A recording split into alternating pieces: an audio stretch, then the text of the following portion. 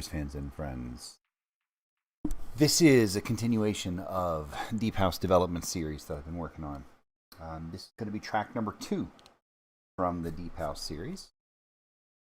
A few weeks back, I had worked on developing a library of Deep House bass lines so that I had something to kind of work with and try to develop into full tracks. And this is the second track that I'm developing on it, and I chose two of the bass lines from that original library. I chose this one first.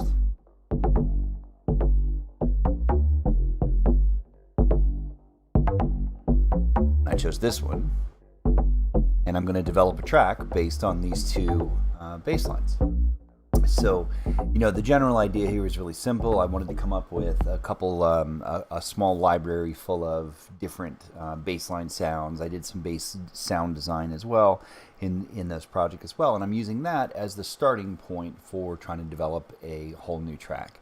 So what I also did with this track is I chose a bass line that had a pretty straightforward sound to it, and then modulated it through a progression. Now, one of the reasons why I really like working on Deep House is because Deep House has a little bit more, I think, of a musical feel to it, a little bit more musicality. So you can do things like try to run a bass line through a progression, not just hold on just one bass note or one pedal tone, if you will. And so what I've done with this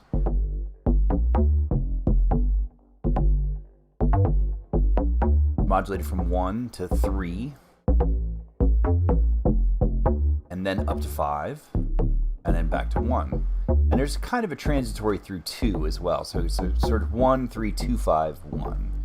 And I think that's that's nothing spectacular. It's not anything bizarre, but it does allow me to do something kind of interesting with the melodic content. And what I added on top of this bass line is a little bit of a jazzy type piano feel.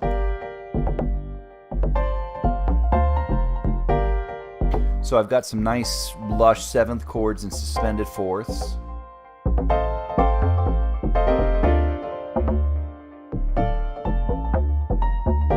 And one of the things I love about sort of streaming and doing some of my music production online is I was sharing this with a friend. I'm actually streaming both on YouTube right now as well as streaming into a private Discord with some folks. And while we were working on that, he caught this one section of this caught his ear. When I first wrote this piece of it, I'd actually taken this chord here and more or less just doubled this chord right here. So this section kind of went up.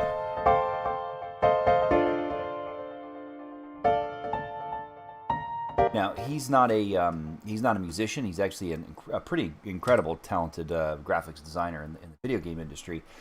But he's a listener, and he's a listener to music. And he said, something just feels off about that section to me. It just didn't strike his ear right. So I ended up writing this, which I think flows a lot nicer. And I'm thrilled that he made that mention. And it's just kind of cool to be able to get live input from folks while you're producing. Because you know what, a listener's a listener. They don't have to be a musician to hear something to go and say, "Hey, that sounded a little plain," or "That sounded a little bit off." And so, big thanks to Rykore for that. I thought that was pretty cool comment on his part. All right, so basically got this bass line with this piano sitting on top of it, and I threw in a pad that's just kind of a filler. It's a very common vocal pad. It's got some strings and some Vox behind it. I chose a preset, I think, straight out, and then futzed with the various settings and whatnot to get that kind of lush feel that you got there. And so I've got a relatively sort of jazzy, kind of moody sound here, which then I took a slightly different direction when it came to adding in the percussion, the drums. So kind of a standard Deep House kick drum, got a little bit of top end, not all that much, relatively full, but not booming in the bass either. Snare and clap. And just a little bit of delay and reverb to add a little bit of space here, not a lot. Now, what I did do though with it though, and I think this is one of the things I'm doing to try to make it a little bit interesting. I brought in some percussion on top. And you can hear that that's actually rotating around the stereo field quite a bit. I put an auto pan on it, and I'm letting that literally just kind of go around around the stereo field. But then for the hats, and what I did with the very top end, I actually borrowed a sample from a jacking track. So if you listen to this in its full form, that's kind of a pretty common jack house type lilt beat. And I brought that in, EQ'd it, so I just had the top end. So you're just hearing the very top end of the hats. And I think for kind of a laid-back, jazzy kind of chill track, that brings some cool sort of forward momentum and sort of motion into the drum side of the track, which I'm pretty happy about. I think it's not usual to pull something from the jack house type concept into deep house, but I think it gives it kind of a neat feel, makes it kind of flow together a little bit, which is something that I think is pretty cool. And again, you know, I think you've got all this latitude in deep house because you can be musical with stuff and do things like combine sounds or combine elements that you would see in other types of tracks. Now, I've started working on melodic content as well, and so one of the basic melody ideas I've got is orchestrated here in this pluck.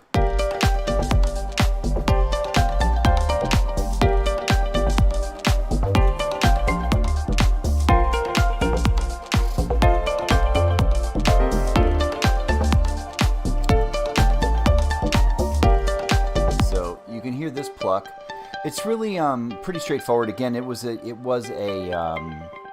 preset that I grabbed, but I then did two things to the preset. I brought in some LFOs, and I played first with the positioning in the tension, which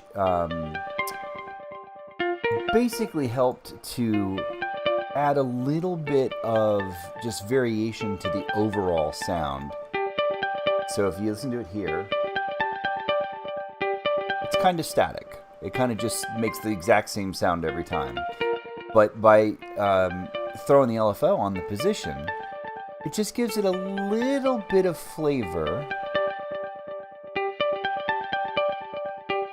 Then I brought in a second LFO and added that to the filter. And what that does for the filter over an 8-bar stretch, so it's very slow moving, just opens up the top end and then closes down the top end.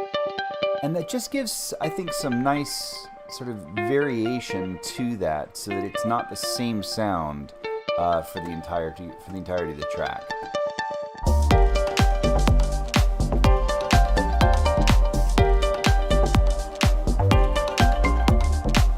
Now, the other melodic idea that I'm working with is actually a little bit more of a sustained melody. The idea is here.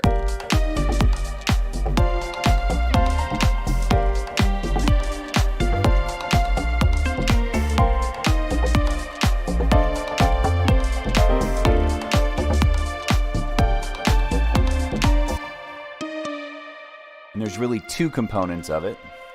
The first is this, which is a layered synth. I put together a couple of presets and did some under the hood type changes inside here a little bit, not a lot. But I've got one called Endearing.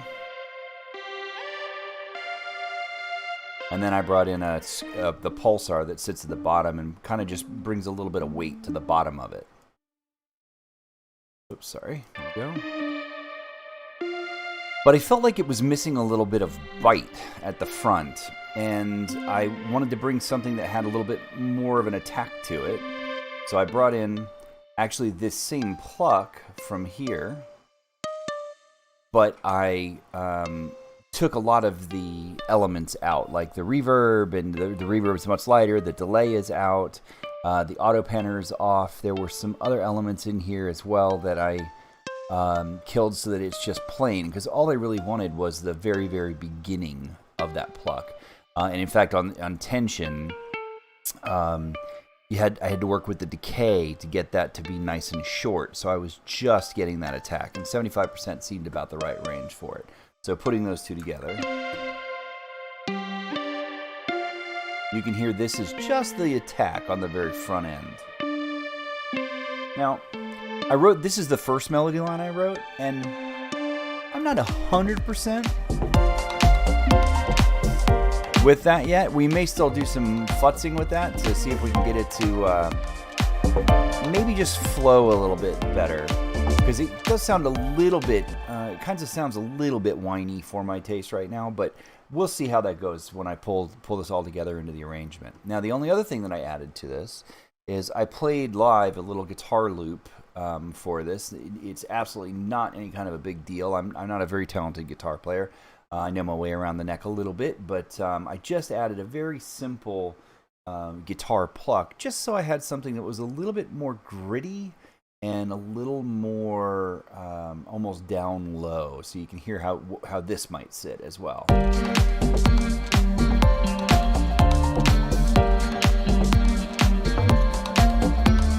Now, I did double track it, which is why I've got two different guitars here, just listening to the single track. And I played it again.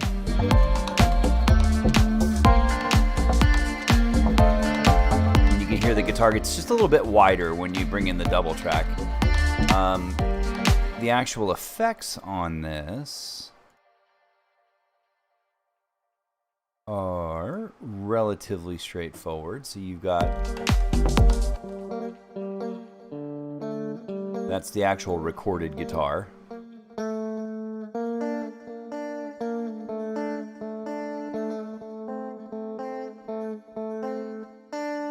This is a distortion amp group that I've got.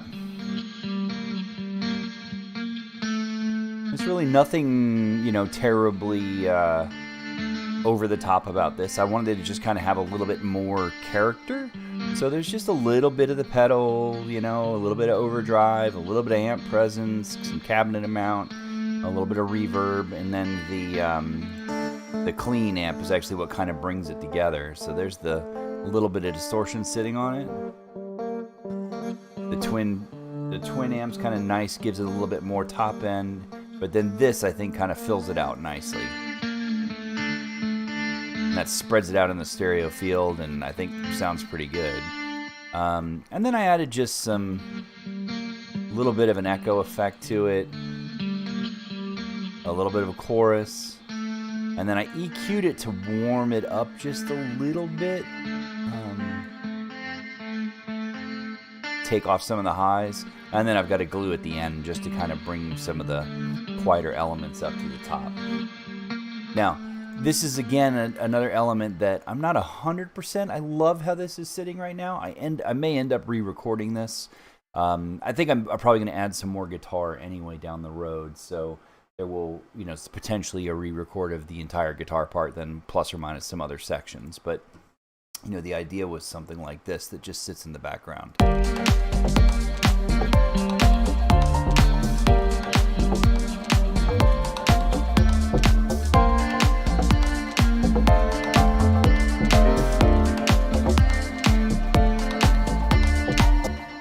And then, so with that as sort of my first main theme, you can imagine a build up into that main theme.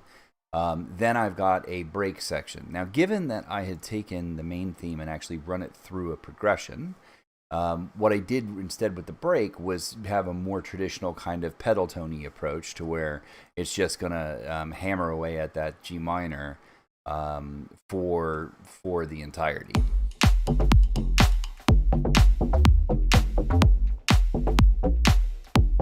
I kind of like the way this groove sits. I think it's kind of a little bit of a dirty sounding groove, right? Which I think is nice to be able to transition between that and the floaty kind of jazzy sound of the main. And one of the things I also did here was bring in another top loop where I'm just taking the very top of it and sending it through another auto panner. But this one's got a little bit more grit to it.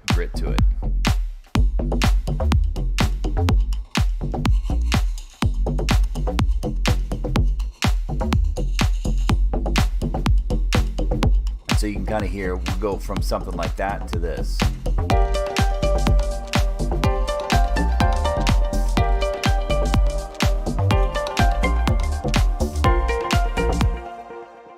So that's where we are with this new track, and I'll be doing some production tracks here over the next couple of weeks as I develop this from this raw idea here into a full track. Certainly invite you all to come along, and if you're here viewing with me today, thanks for joining me. I'm glad you're here. If you're catching this afterwards, certainly appreciate the view, and I hope that you have a great day.